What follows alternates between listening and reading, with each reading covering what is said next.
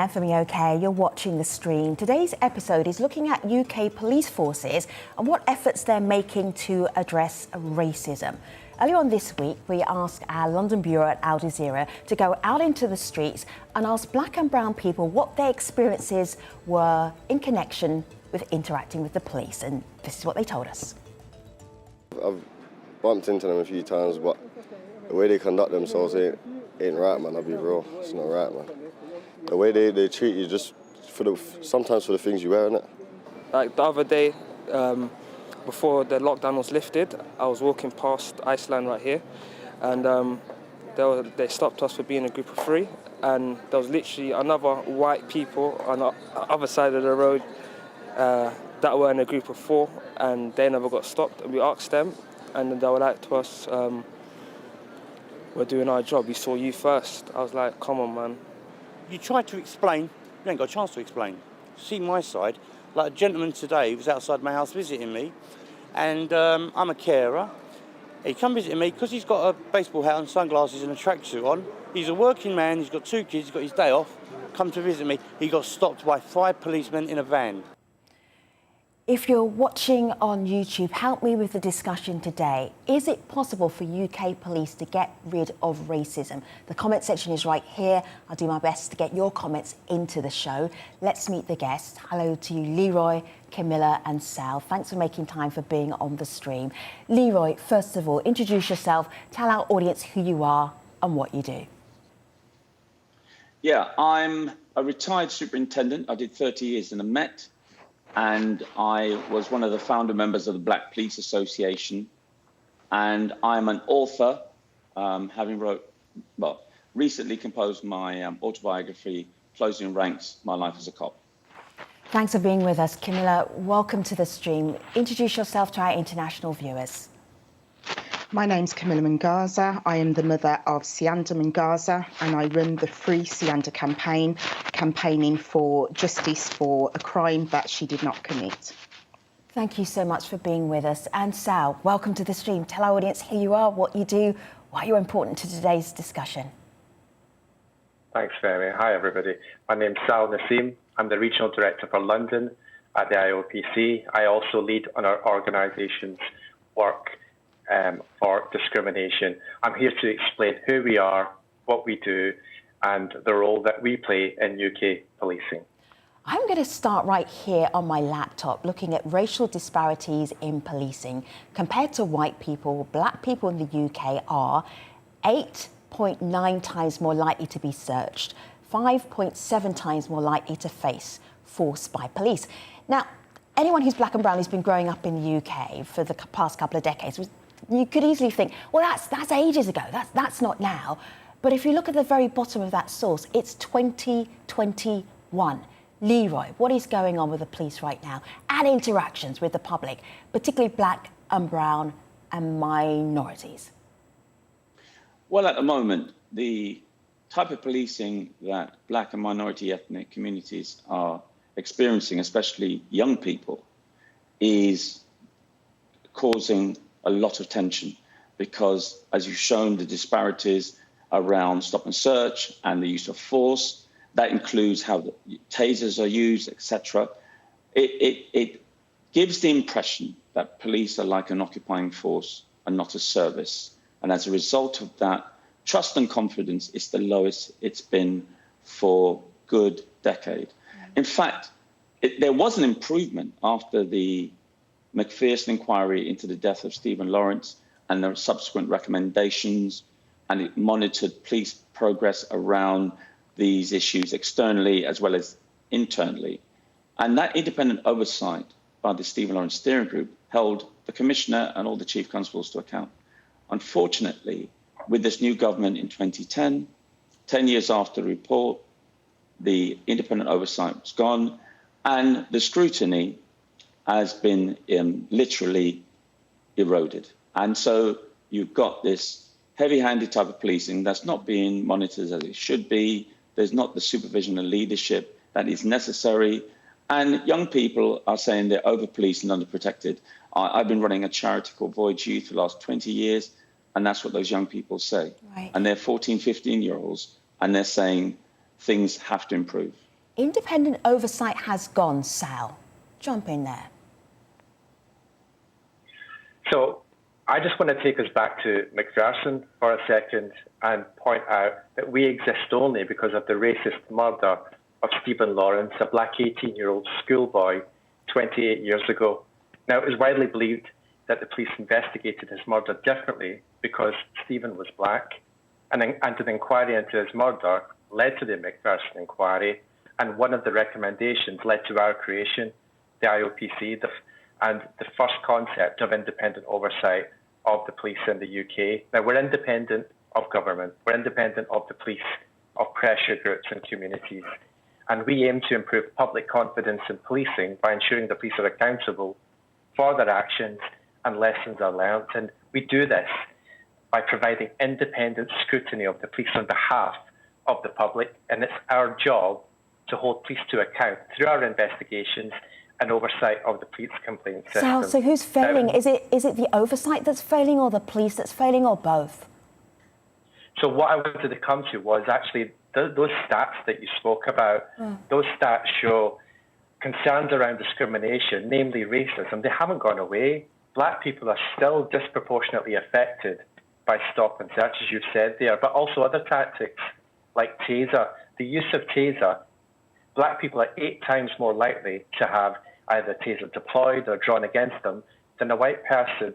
And you've talked about the other use of force there as well. And I want to bring it back to policing.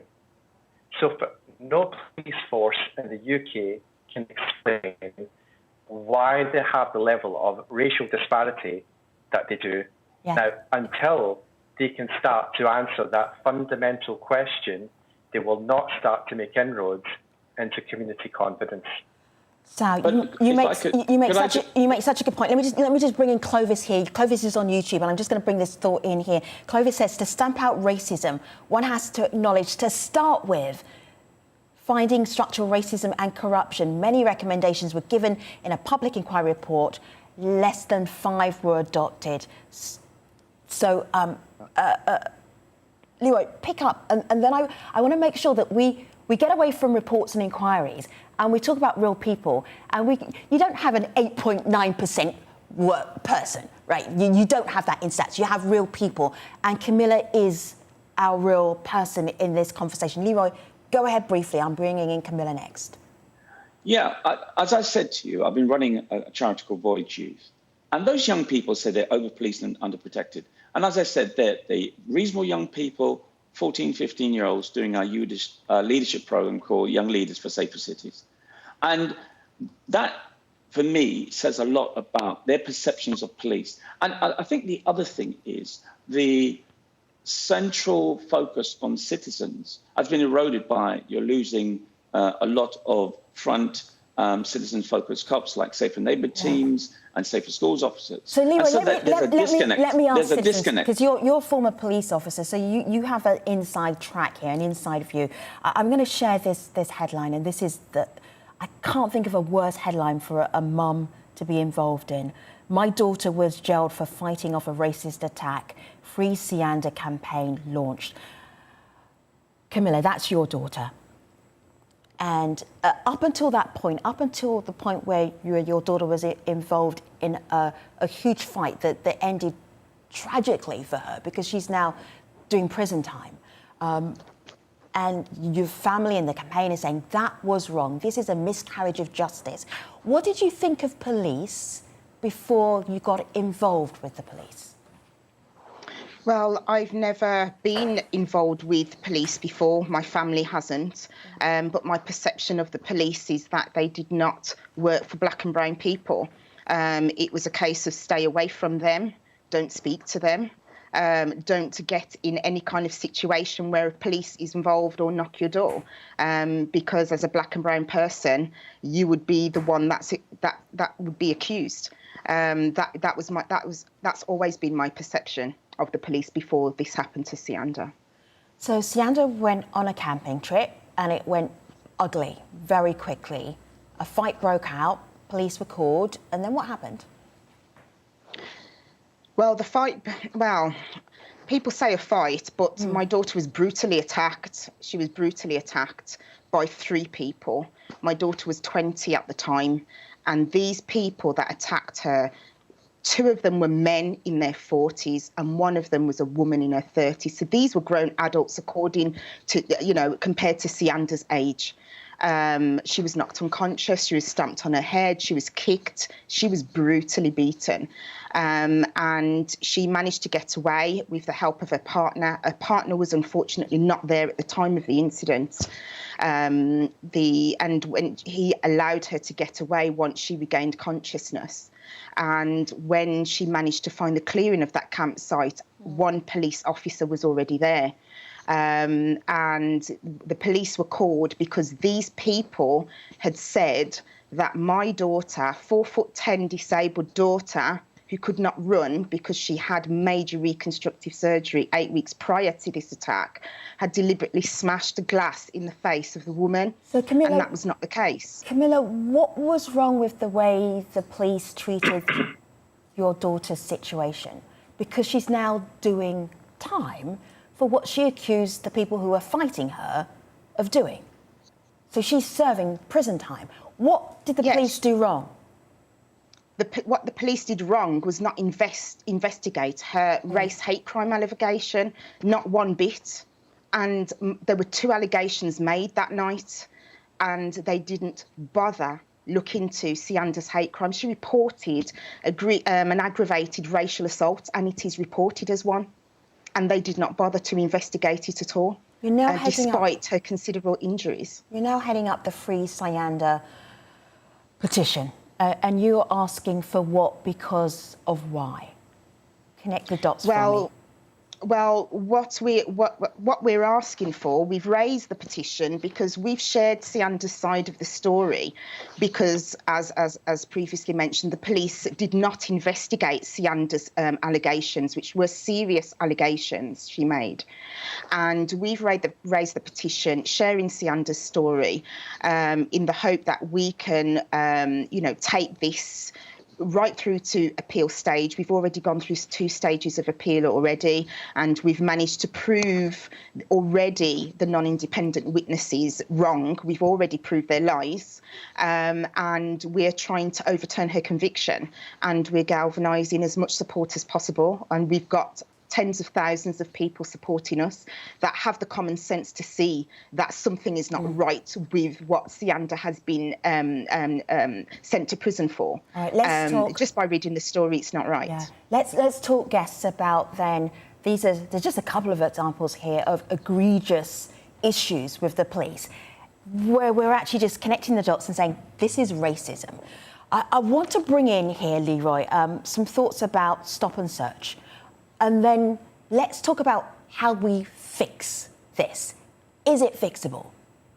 Let's have a look. So, in the first lockdown between March and July in 2020 in London, black men and boys were stopped 22,000 times by the police. 22,000 stop and searches. 80% of those led to no further action. Now, Caressa Dick, the head of the police force in London, said that her police force is not institutionally racist. Well, I think those stats suggest otherwise. Whilst there's often a strong focus on the efficacy of stop and search in terms of whether it is useful for fighting crime, whether it uncovers weapons, whether it actually gets drugs off the street, we lose sight of the human cost, and that is that Black, Asian, ethnic minority males predominantly are being stopped and searched at rates that are much higher than their white counterparts. In essence, stop and search is undermining the social fabric of our communities and our society, because police officers are racially profiling communities. Leroy, I feel like a broken record here because we've had this conversation multiple times. So now what do we do? We're in 2021. There's disparity with the way police treat black and brown people. How do you address that?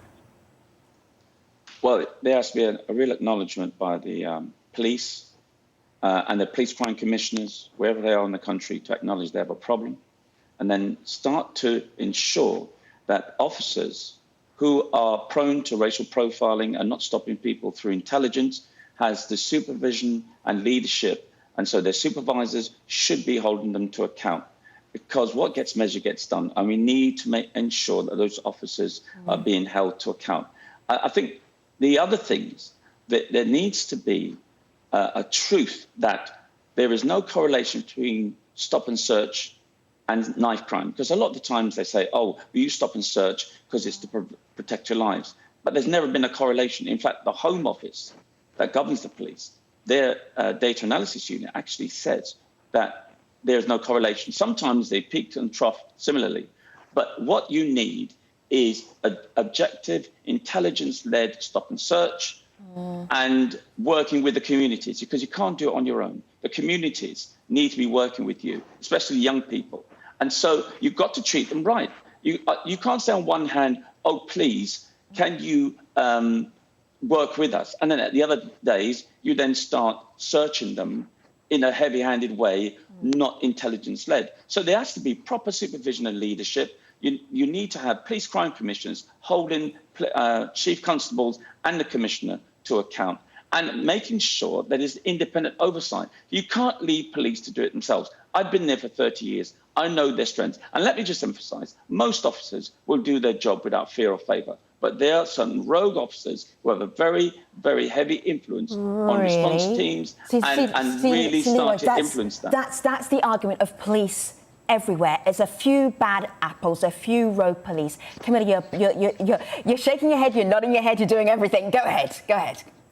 No, I think these few bad apples are in the majority, and it starts from the top. And like Leroy said, these higher police officers need to hold people to account, and there needs to be a decent, independent organisation that also polices the police, and that is not there. That is not in place. Sam, and this is why we have these issues. You're not policing the police effectively. No, I mean, I hear that challenge, and I recognise we have more work to do to build awareness of what we do with communities. I want to come back to stop and search, because I agree with what Leroy is saying around the effect it has on communities. We did a piece of work last year where we looked at a series of our investigations. They all featured black men, and we looked at it to see, well, what the things that communities are telling us, do we see evidence of that in our work? And we did, and we used our legal powers to make 11 recommendations to change policing practice to the Metropolitan Police in this area. They were all accepted, and we're following up now to make sure that those recommendations are implemented. Can you give us an example of one? Because often this conversation turns into recommendations and inquiries and investigations. And I was like, give me one solid one where you're like, this is going to work, this is going to change racism in the Metropolitan Police, which is the police force that oversees London. Go ahead. One that's working. So I'm going to give you one recommendation that we made. So one of the things that we've seen where officers were routinely handcuffing individuals.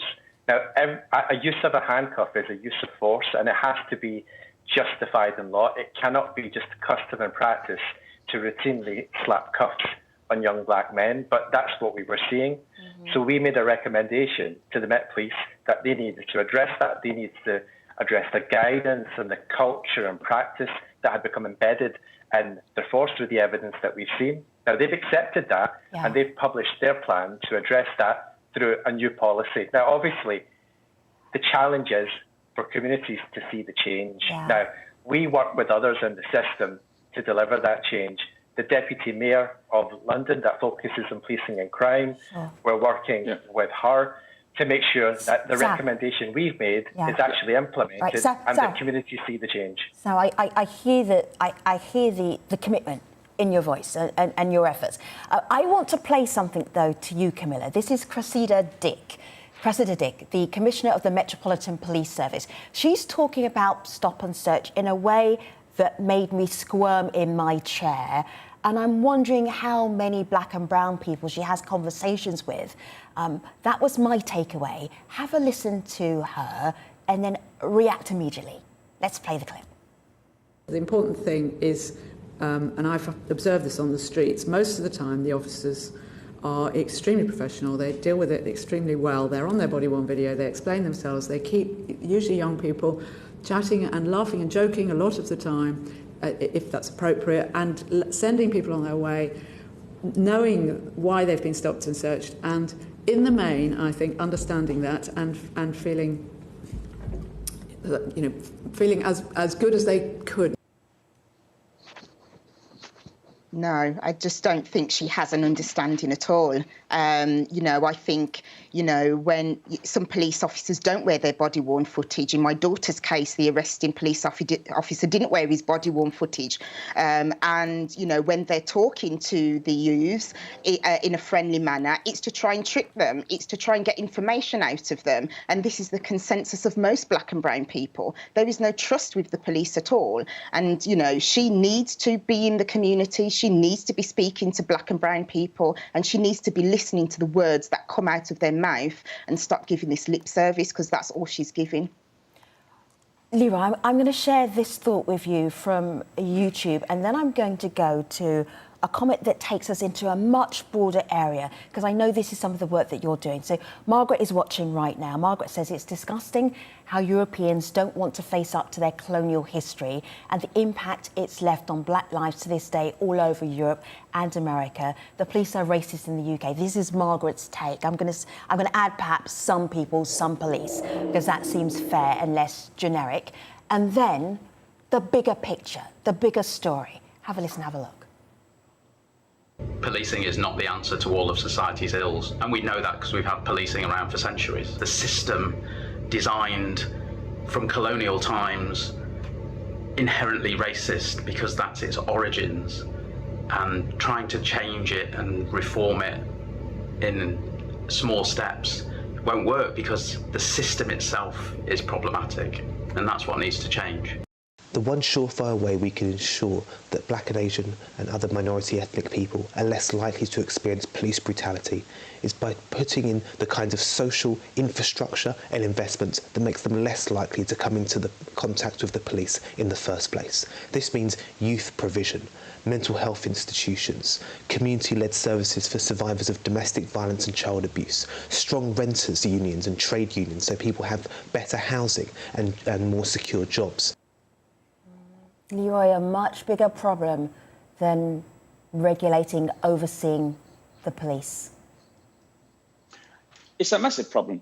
And that's why I've been doing a lot of work on an all-parliamentary commission on youth violence from 2016 to 2020. And in fact, in today's Evening Standard, we were highlighting the fact that the mayor and the police crime commissioner, the deputy mayor for police and crime, Sophie Linden, are not holding the commissioner to account. And as a result of that, these things are continuing. So we have to, I think that what the last speaker said, Adam, I know him very well, he is actually highlighting the public health approach.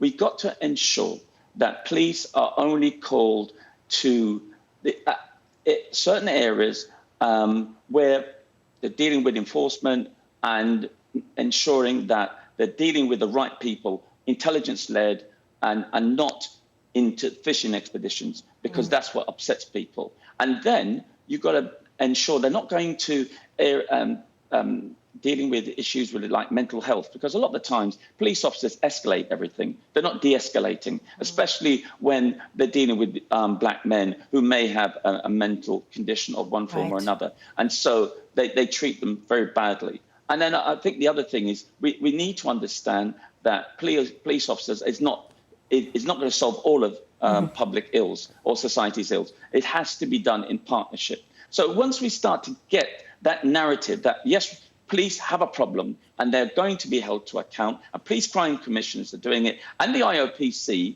are doing their work through SAL. And I must admit, the IOPC has improved for what it was 10 years ago. And I really want to make sure they do the things they're supposed to do. Camilla and Sal, thank you so much for bringing a real personal face onto, can the UK police, can they get rid of racism in the police force? It is a complicated, complex conversation, and you helped us have it.